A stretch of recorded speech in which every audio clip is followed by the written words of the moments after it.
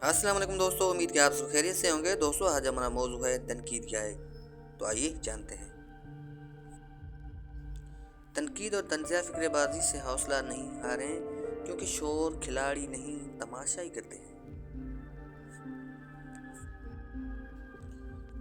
गैर ज़रूरी तनकीद वो तलवार है जो सबसे पहले खूबसूरत ताल्लुकात का सरकलम करती है।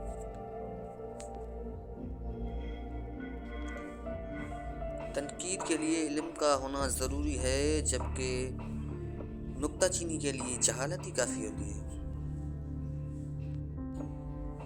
अगर तनकीद ही करनी हो तो नरम लहजे में करें, क्योंकि नरम लहजा ज़मीर जगाता है, जबकि सख्त लहजा ना को जगाता है।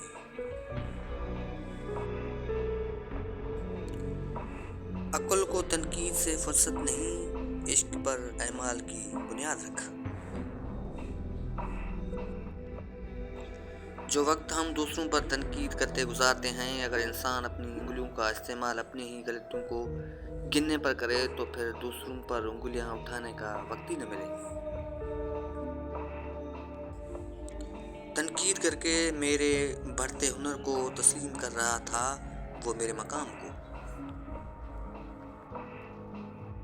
हज़रत अली अलैहिस्सलाम फरमाते हैं, दुनिया का सबसे मुश्किल काम अपनी इस्लाह करना और सबसे आसान काम दूसरों पर तनकीद करना।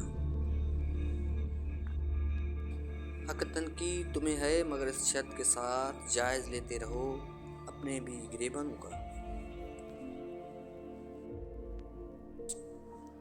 सख्त तनकीद आदमी का सारा जोश ख़त्म कर देती है, जबकि ज़रा सी तारीफ़ और हौसला अफजाई बेहतरीन नताज पैदा करती है। जब लोग आप पर तनकीद करते हैं तो आपको अपनी खामियों का पता चलता है। जब लोग आपसे हसद करते हैं तो आपको अपनी खूबियों का पता चलता है।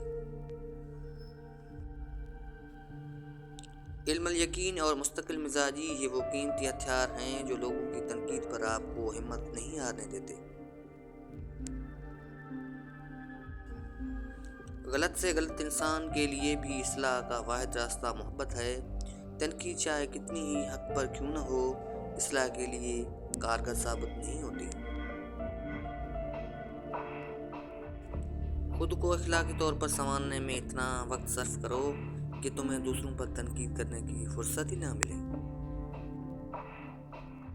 तनकीद को अहमियत दो, मगर सिर्फ उन की तनकीद जिनकी नज़र में आपकी अहमियत हो। और जनाब, अब जाते जाते ये भी सुनते जाइएगा, कुछ लोग अपने खिलाफ तो एक लफ्ज़ भी बर्दाश्त नहीं कर सकते, लेकिन अपना ज़्यादातर वक्त दूसरों पर तनकीद में सर्फ कर रहे होते हैं।